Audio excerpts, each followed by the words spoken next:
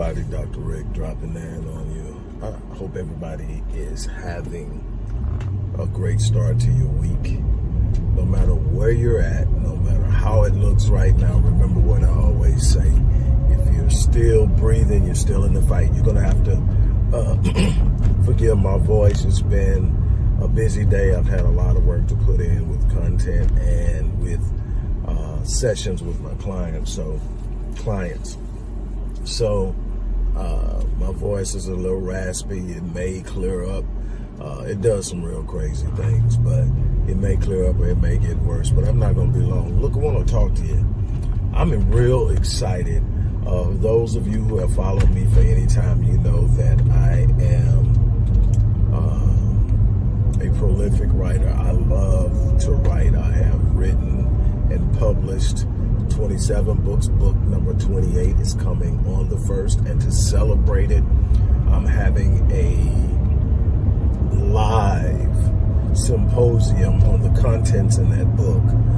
The name of the book is Healed and Whole, and it's so much more than it gives on the surface. Healed and Whole is so much more than what we always talk about, our dietary intake, our nutritional intake, our activity, getting active, getting in the gym, working out. Those things are extremely important. We talk about mental attitude on a surface level, and that's important as well. But we don't talk about the true connectivity, the connectivity between the environment and our health, the ability of our mind to create an environment, even in situations where things aren't going well, how we can literally use our mind and our thinking to alleviate chronic stress. Chronic stress is one of the most devastating forces in overall health outcomes. I started over 30 years ago researching generational trauma. It was predominantly along the lines of what traditional blacks in America, the foundational blacks in America, are the descendants of slaves, and how that played a role. Slavery played a role in certain behaviors, in certain situations, certain deficits that were consistently evident. And it was to combat the argument that it had been 100 plus years. Back then it was 120 years. Now it's been 100 and almost 40. But it was to combat that and to say, okay, this is why. And while it isn't an excuse, it explains some things, and these are the things we're going to have to deal with if we're ever going to get to a certain space.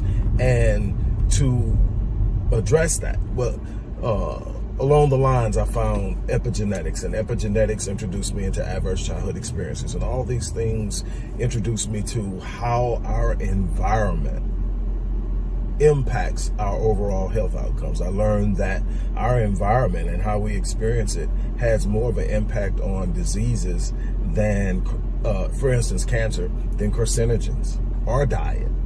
Stress attacks the autoimmune system.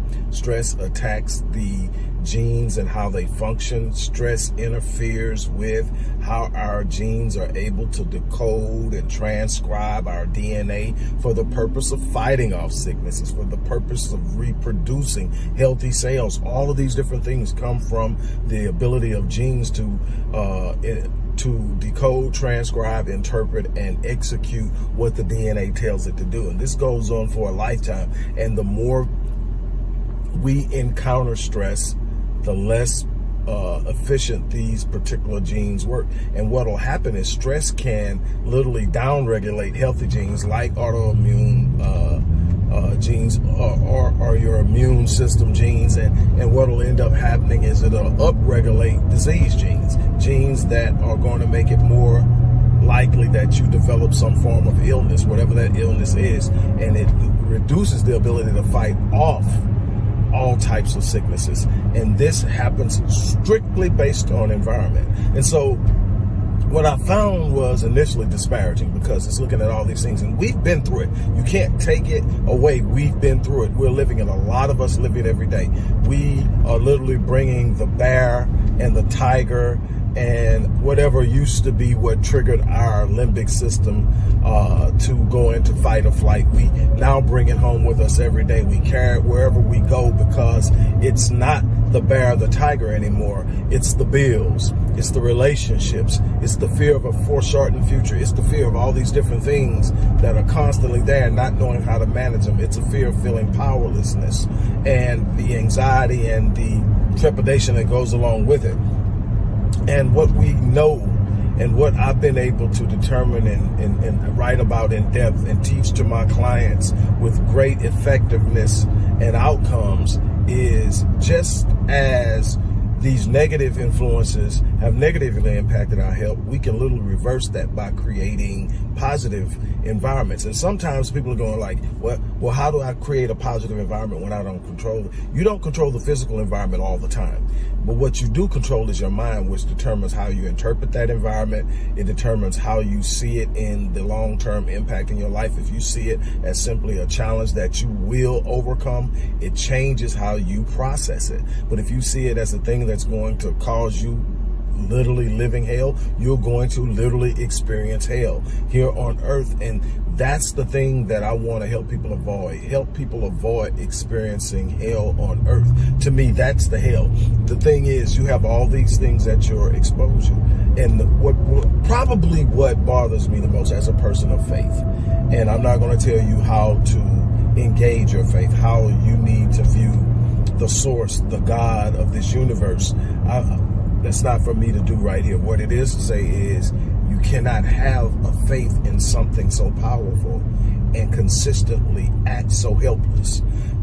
I hear people of faith talking all the time, and then about how much they believe in God, and then worrying and stressing and be anxious for nothing, and everything by prayer and supplication make your request known unto God, and the peace of God which surpasses all understanding will guard your hearts and minds in Christ Jesus. And then it goes on to tell you, how do you do it? Meditate on that thing that is pure, that thing that is lovely, that thing that is of good report, and on and on. And it's telling you to do these things, and it tells you that when you focus on that, and what we realize now is when we focus on the good things and not the bad things, we elevate the frequency at which we operate.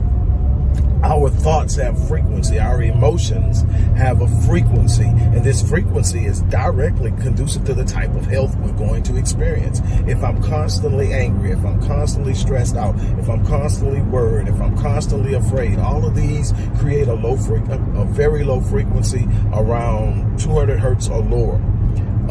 And it is directly correlated with poor health outcomes. It just is. This frequency, once you get up to around 460 hertz, all of a sudden things change. And we know now that we can create these environments even in difficult times. It's not the times that creates the frequency, it's the interpretation of the time. It's the processing and the framing and the contextualization of the time. We're now learning that we can literally create environments by the way we think, by the way we manage our thoughts, by the way we manage and regulate our emotions. We have far more power than we believe. What does 2 Corinthians chapter 10, 3-5 tell us? It says, though we walk in the flesh, we do not war according to the flesh, for the weapons of our warfare are not carnal, but they're mighty in God for the pulling down of stronghold, casting down arguments and every thing that exalts itself in the knowledge of God, bringing every thought into captivity. Bringing every thought into captivity, casting down arguments. The old folks used to do it like this. You would say something that they didn't agree with. You would speak something into their life that they didn't want to accept. They didn't just sit there and go openly. They sit up there and openly rebuked it. They openly spoke against it. They sit up and cast it down. That's casting the argument. The way they did it says, I rebuke that. And they would, and if you come from a Christian background, say, I rebuke that in the name of Jesus. What they were saying is, I'm not accepting it and I'm speaking against it. Because what did Eliphaz tell Job when he was having his issues and going through the things he was going through? He said, you shall declare a thing and it shall be established for you, and the light will shine upon the path so that you may have good success. What is it saying? Saying you have some power outside of what you are seeing. And then what does it say about faith? Faith is the substance of things hoped for, the evidence of things not seen. You're focusing so much on what's seen, you're failing to look at what's not seen, what's possible when you set your mind to it, when you start to declare, when you start to believe, when you start to move towards things. That's the things that we need to be looking at. Those are the things that we need to be standing on. I want you to experience something immensely powerful. This symposium will be explosive. It will be interactive. We will table discussions. We will do a lot. Click the link in the description box and determine whether you want the general admission or you want the VIP. The differences will be explained, but one thing I can tell you is the first 20 people, we already had a few sign up, but the first 20 to sign up will get a free rapid transformation session with yours truly. And that is a $550 value at absolutely no charge. So you're already ahead of the game if you sign up for either one, the VIP or the general admission. But VIP, you're going to get 3 sessions with yours truly. Also, something to realize is if we hit 50 attendees, the 50th person to register will trigger a raffle where I will give away a $14,000 platinum package. I'm saying 15 because that's what it's going up to in July. $14,000 package. That's a 12-month, 52 session, raw, intense engagement with yours truly, where we literally walk step by step to get you to where you're trying to go. And I have an immensely high success rate, over 99%. I get the job done. And so that's the opportunity. Show up, be there, be present. I promise you, your life will change. In that 90-minute time frame, you will not leave the same. Ask anybody that's ever attended any one of these events I've given, whether it's been live and in person, live on some form of virtual experience, they will tell you, you will not leave the same. I want to see you there. On that note, I'm out of here. As I always say, I live my life on full so that when I leave this place, I die on E, and I'm challenging you to do the same thing.